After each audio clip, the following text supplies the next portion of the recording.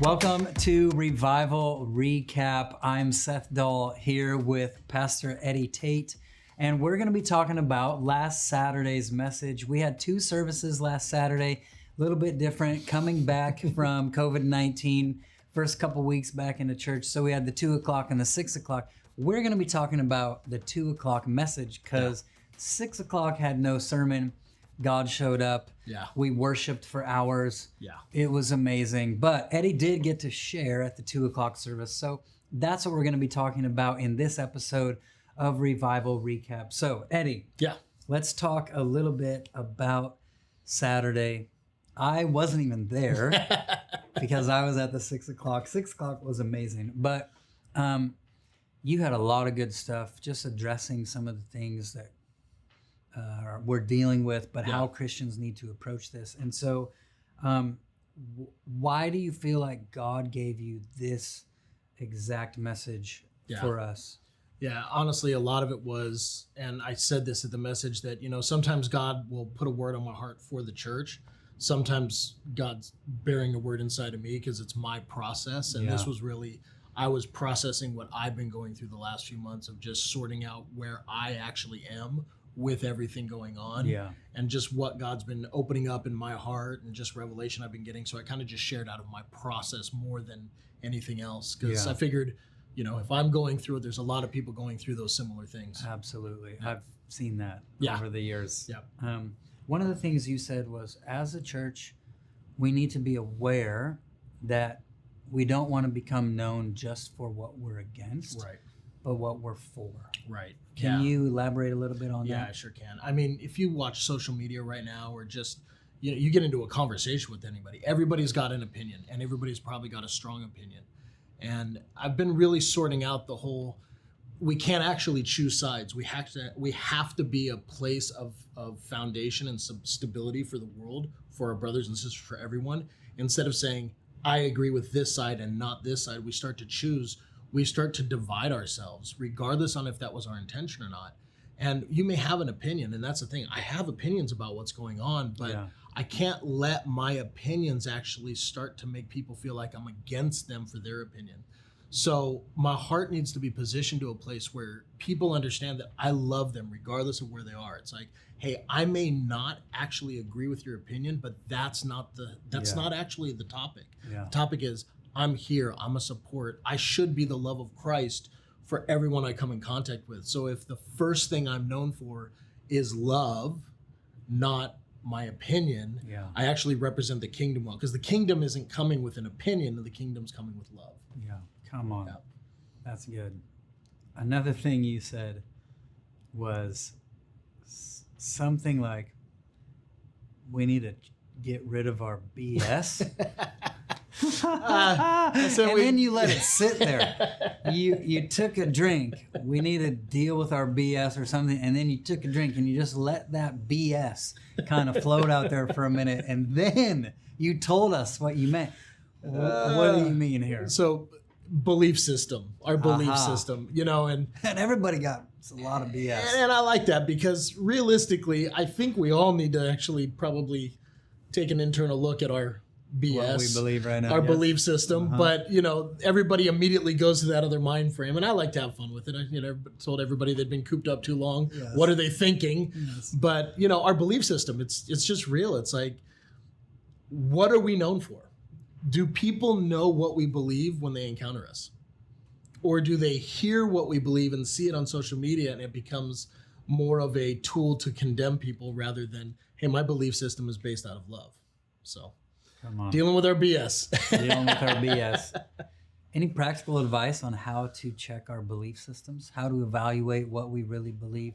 I mean, I know personally, working with people for a really long time, usually you see what a person truly believes by how they live when they're not performing for someone else. Right. Is there any way you could say, here's how you kind of just evaluate that? Like, do we see a behavior and go, oh, I really don't like that? Or am I only talking about what I'm against? Am I attacking? Right. Do people feel like Are those signs of maybe I need to check what's going on? How would you give us some practical tips? I mean, and this is part of the process I'm going through is I've kind of learned to take almost like a checklist of are the fruit of the Spirit active in my life?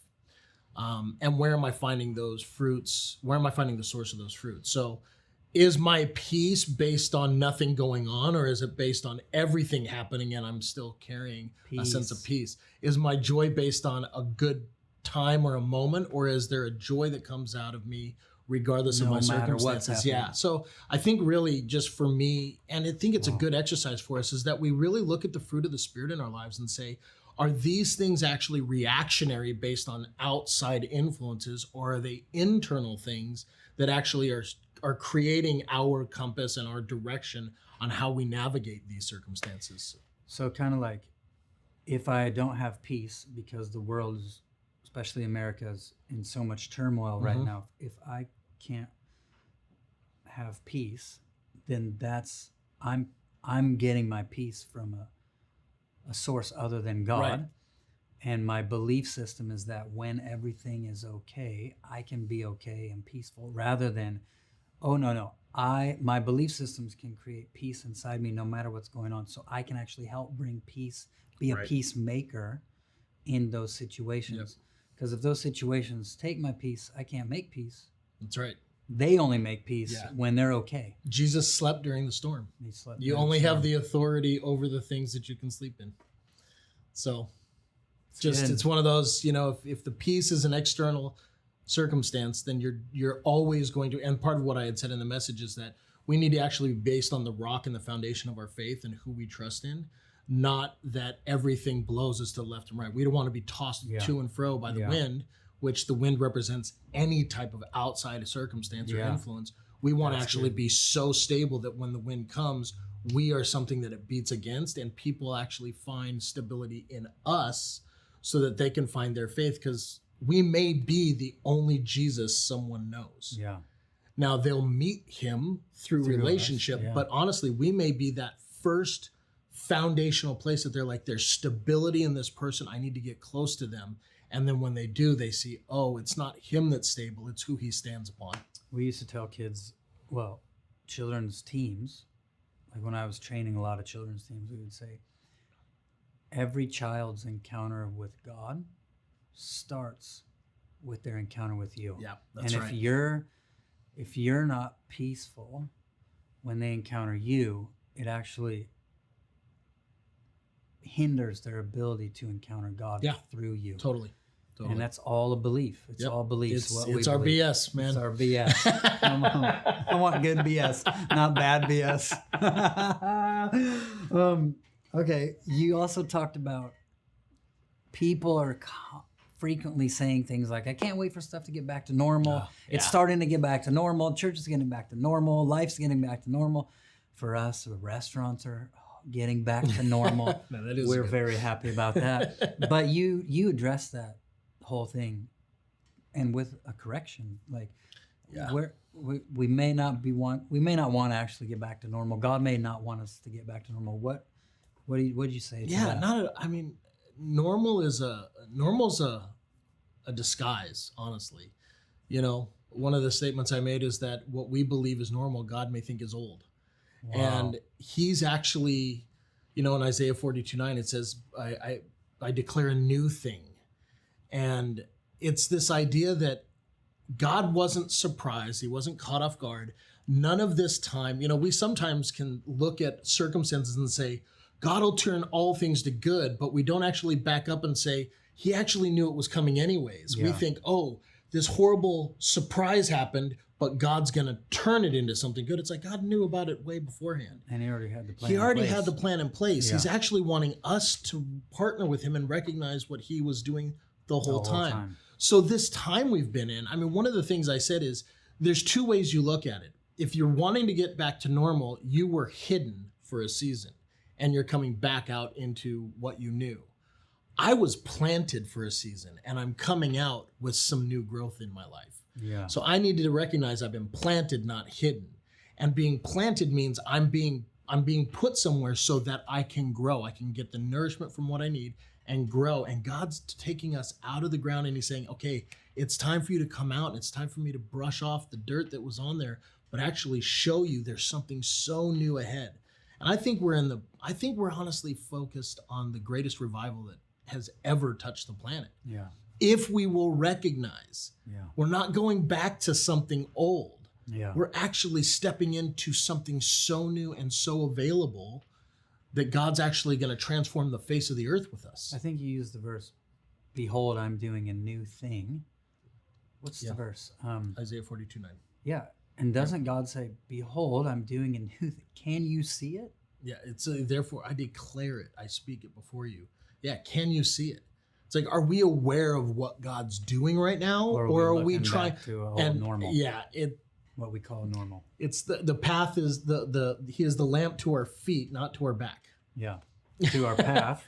I say he's the Bible. The Word of God is the lamp to our feet and a light to our path, not a light to our past. Yeah, exactly. And love it. Egypt didn't look backwards. Israel. When they Israel tried a few Israel times. looked every time they looked backwards, all they saw was what was coming after them. Yeah. When they looked forward, they saw the promise. Yeah.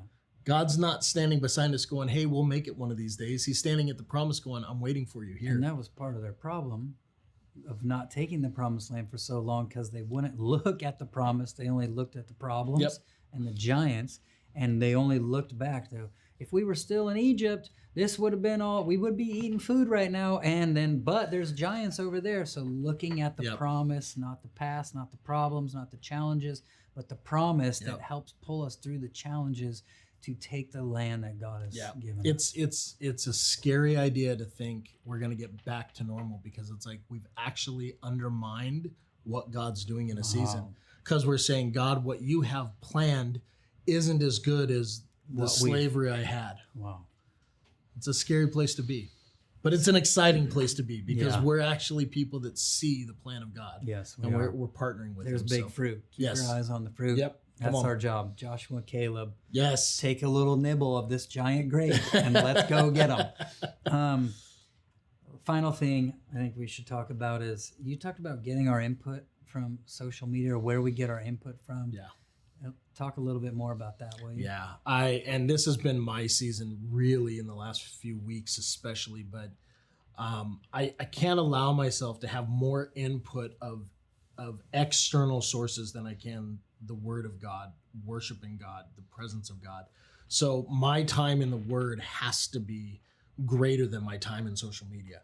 My time in prayer and adoration towards Him needs to actually be more even than my voice on social media or saying what I believe. It's like, no, my words shouldn't be wasted to say what I'm against or combat or even talk about my opinion. It's like, God, I adore you. I acknowledge who you are. It's my adoration to Him. The input has to be the Word of God, has to be the presence of God. I need to be so focused on what's coming in so that my convictions don't get swayed. Because the reality is that whatever I digest the most of is going to have the most influence on me. Yeah. So social media and what everybody is saying is the thing that I'm digesting the most. That's where my foundation is going to be found. Yeah. And there are so many contradicting truths, like scientific, verifiable, this is what it is, no, this is what it is, no, this. There's so many things that are conflicting each other, and a lot of them have a lot of truth and a lot of good behind them. But it's like, in this time when there's so much confusion, I don't want to have confusion be the appetite that I'm feasting on. I want a conviction that I'm feasting on. I'm going to read this to everyone. Bill Johnson said this at some point. I saw it. We already talked about this, but here's what Bill said.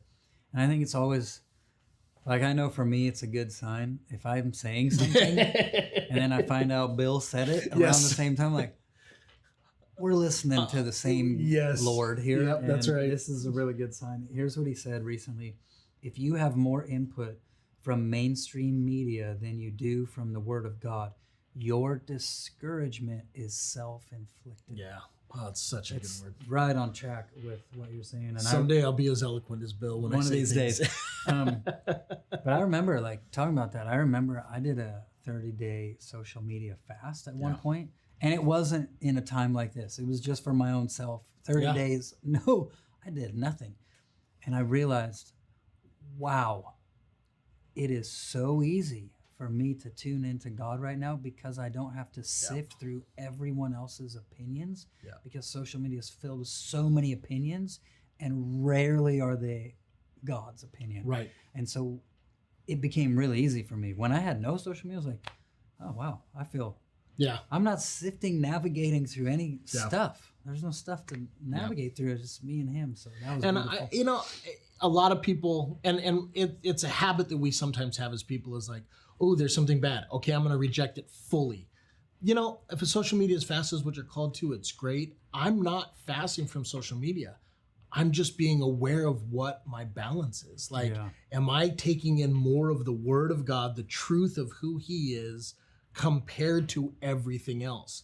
Because I honestly want to have a voice. I want to see where people are at, because I don't want to disconnect so much to where I've actually disconnected from where the rest of the people are at, so that if I come back, I'm like, what happened? It's like, no, I'm watching what's happening. It's like, I want to be that voice of stability and conviction and love for people.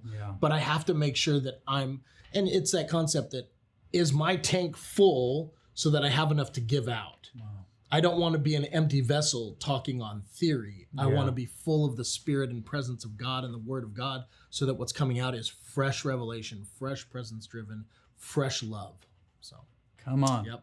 I love it. Come on, man. It's so good. This is a really good episode Yeah. of Revival Recap. Guys, thank you for joining Eddie and myself on this episode of Revival Recap, talking about last Saturday night, Saturday afternoon. And for more on this journey, to join us more, go to bethelatx.com, and we're on there. We're also on Facebook, Instagram, all of that. But we love you all, bless you all, and hopefully this is a help for you. This is a good word. Come on. So God bless you guys. we'll see you soon.